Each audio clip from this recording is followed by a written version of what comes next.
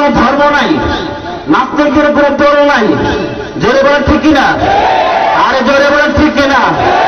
নাস্তিক কোনো দলের না, নাস্তিকের কোনো ধর্ম নাই। নাস্তিক এরা হল দেশদ্রোহী, রাষ্ট্রদ্রোহী, ধর্মদ্রোহী, রসুলদ্রোহী, আলেমদ্রোহী। একটা এদের পরিচয় সনাতন রসুল। এমন সময় আসবে আসাদের মতো হাজারো নাস্তিক বাংলার জমিনে পালানোর সময় দেওয়া হয় না, পালানোর সময় দেওয়া হয় না। একটা চলে চলে একজোড়া বন্ধুদের সামনে দেওয়া হবে, বন্ধুদের সামনে দেওয়া হবে। আমার ভাইরা, সেই দিন বেশি দূরে নয়, সেই দিন বেশি দূরে নয়। সুতরাং আলেমদের এদেশের তৌহিদি আপামর জন্য সাধারণের মনের ভাষা বোঝার চেষ্টা করুন, মনের ভাষা বোঝার চেষ্টা করুন।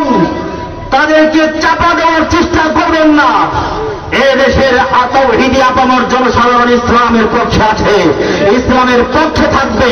ইসলামের বিপক্ষে যেই যাবে, সে যেই হোক, তাকে লাফিয়ে গরিব থেকে নামাজ দিতে এদেশের জনগণ দেরি করবে না। জনগণ ঠিক চিন্তা।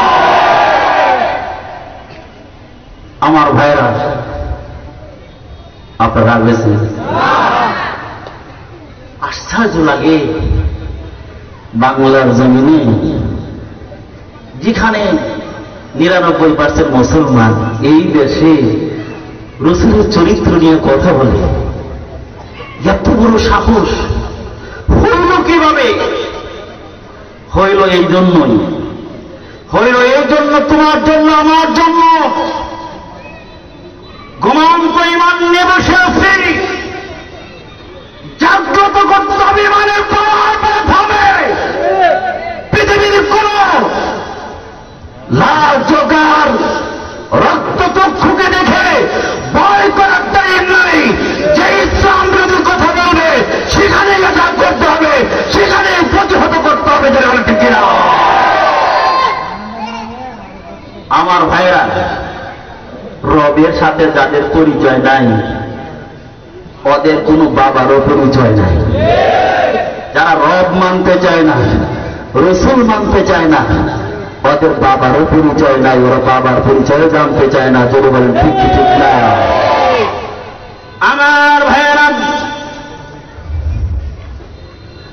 আল্লাহ নবী বিশ্বনবী রাহমাতাল লিল আলামিন পাহাড়ের উচ্চতায় চূড়ায় দাঁড়াইয়া দাওয়াত আরম্ভ করলেন। যখন আয়াত নাযিল হলো, ওয়ানজির আশীরাতাকাল আকরাবিন,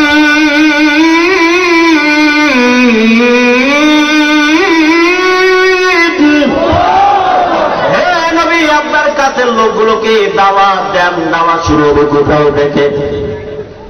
কাছের লোক থেকে। আমরা দাওয়াত দেই দূরের লোকে, কিন্তু কাছের লোকে দাওয়াত দিতে চাই না। ফ্যামিলির লোক নামাজ পড়ে না, কিন্তু নামাজের দাওয়াত দিই না। ঠিকই ঠিক না? এই ঘরের লোক নামাজ পড়ে না, এই তোমার ছেলে নামাজ পড়ে না, তোমার বাবা নামাজ পড়ে না, তুমি কেন তাকে দাওয়াত দেও না?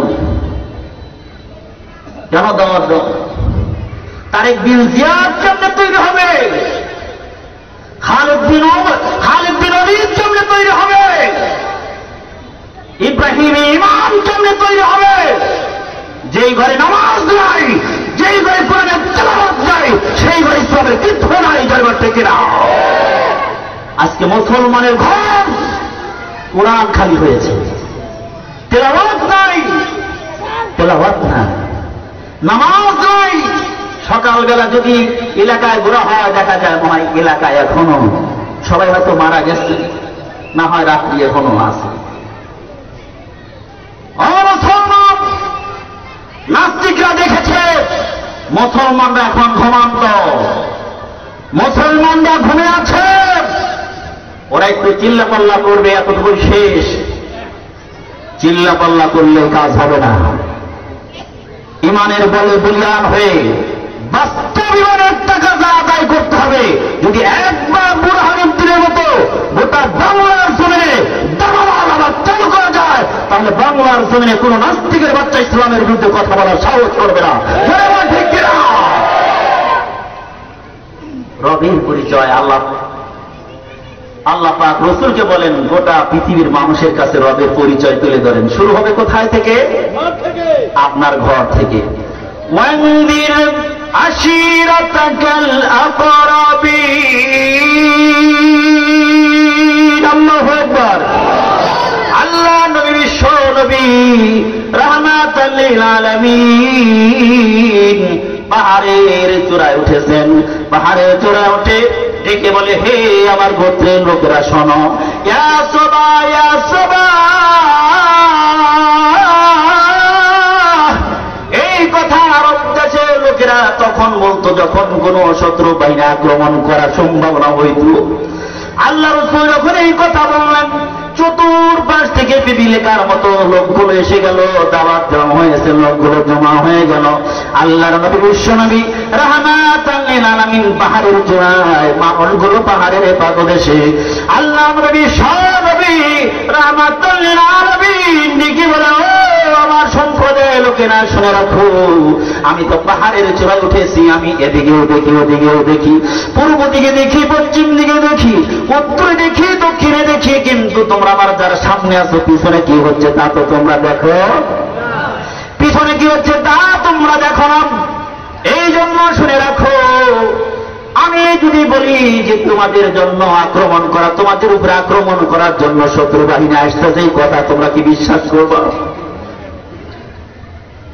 উপস্থিত সকল লোকেরা দেখে বলেন, ও মুহাম্মদ, তুমি তো আমাদের সমাজে বড় হয়েছ, আমাদের সমাজেই তো হাঁটি হাঁটি পা পা করে এই পর্যন্ত বড় হয়েছ, আমরা তো জীবনেও কোনোদিন দেখিনি মিথ্যা বলতে। ও জীবনের কোনোদিন মিথ্যা বলো নাই, আজকেও তুমি মিথ্যা বলবে না। আমরা তোমাকে বিশ্বাস করি, যা কিছু বলো সব সত্যই বলবো। সুবহানাল্লাহ। আমার ভাইরা, ওই সময়ের কাফের বেঈমানরা পর্যন্ত রাসূলের চরিত্র নিয়ে কথা বলার সাহস করে নাই, কারণ তারা জানে মুহাম্মদ এমন নবী, এমন একজন ব্যক্তি, মুহাম্মদ এমন একজন ব্যক্তি, মা কাযাবা মুহাম্মাদুন ফি হায়াতি, মুহাম্মদ এমন ব্যক্তি জীবনে কোনোদিন মিথ্যা বলে নাই, মিথ্যা বলতে পারে না। আর এমন চেহারা, বলে এত সুন্দর চেহারা তো কোনোদিন দেখি নাই, এমন সুন্দর চেহারার মানুষ মিথ্যা বলতে পারে না। আমার নবী তাহলে বলেন, হে আমার সম্প্রদায় মিথ্যা যদি নাই বলে থাকে, শুনে রাখো, তোমাদেরকে একটা দাওয়াত দেই। দাওয়াতটা হইল তোমরা কালেমা পড়ে মুসলমান হয়ে যাও, দুনিয়ায় শান্তি পাবে, আখিরাতে মুক্তি পাবে। কালেমা পড়ে যদি মুসলমান না হও, দুনিয়ায় শান্তি হবে, আখিরাতেও তো তোমরা চিরস্থায়ী জাহান্নামে যেতে হবে। বলে এই কথা বলতে দেরি, দেখবেন কিছু লোক আছে সুবহানাল্লাহর ওয়াজ করেন, আলহামদুলিল্লাহর ওয়াজ করেন, নামাজের ওয়াজ করেন, পিতামাতার ওয়াজ করেন, কোনো সমস্যা নেই, বাহবা দিবে, বলে বক্তা বড় ভালো। কিন্তু যখন নাহি আনিল মুনকারের কথা বলবেন, ঘুষের বিরুদ্ধে কথা বলবেন, সুদের বিরুদ্ধে কথা বলবেন, যখন ওদের গতির বিরুদ্ধে কথা বলবেন, তখন বলবে হুজুর বেশি ভালো না, হুজুর বেশি কথা বলে। আমার ভাইরা, ও দুনিয়ার মানুষেরা শুনে রাখো, হুজুর বেশি কথা বলে না, হুজুর দরকারি কথা বলে। তুমি বোঝো না, বোঝো না, হুজুর দরকারি কথাটাই তোমাদের বলে। শুনে রাখো, আল্লাহ রাসূল কিন্তু দরকারি কথাটাই বলছে, এই জন্য ওরা বলে এই মুহাম্মদ বেশি কথা আরম্ভ করছে। এই জন্য এবার কিছু লোক অ্যাটাক করার জন্য দাঁড়াইছে। দেখবেন এখনকার যুগেও কিছু আলেম যদি হক কথা বলে, ওদেরকে অ্যাটাক করার জন্য কিছু লোক দাঁড়ায় যায়। ঠিক ঠিক না? আল্লাহর নবীকে অ্যাটাক করার জন্য দাঁড়ায় গেল। তার নাম হলো আবু লাহাব, তার নাম হলো আবু লাহাব। আবু লাহাব আদি হাদা জামাতানা তাবাল্লাকা। এই জন্য আমাদেরকে জমা করছে নাকি? এত কাজের গুরুত্বপূর্ণ কাজ বাজে, এই জন্য জমা করছে, এই কথাগুলো বলার জন্য। এগুলো তো আগেই জানি, এই কথাগুলো বলবো, ধ্বংস হয়ে যায়।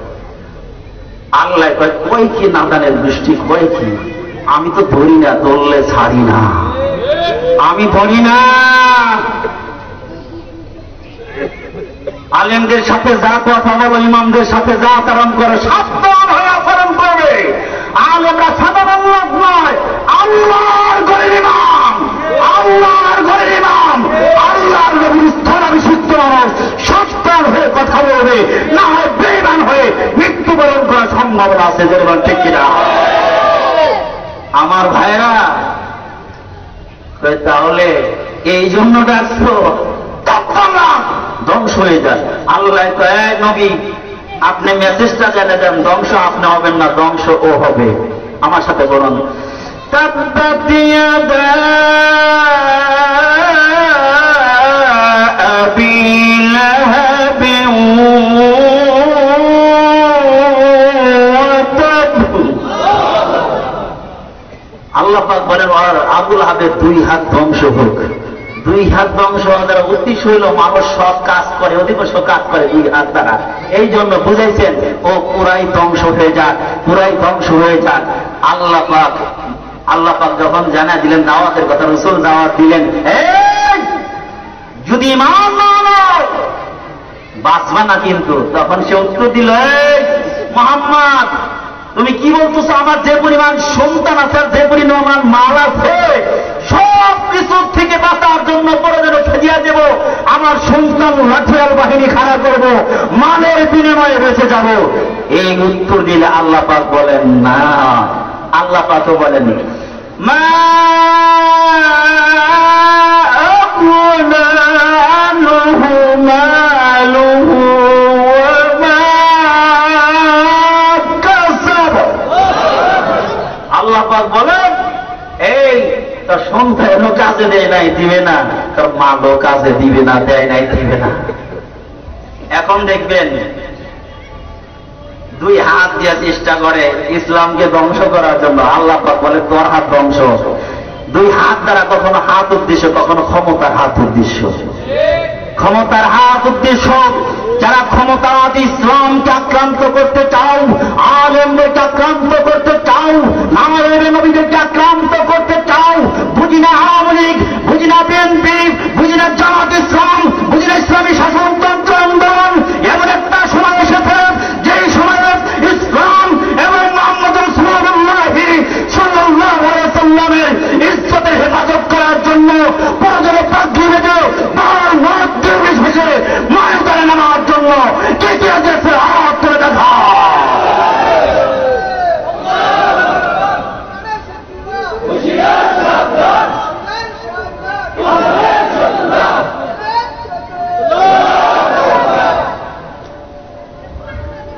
আমার ভাইরা, আজান হলে আজানের পরে ইনশাআল্লাহ আরো কিছু কথা বলা হবে, গোছায় নিয়ে আসবো।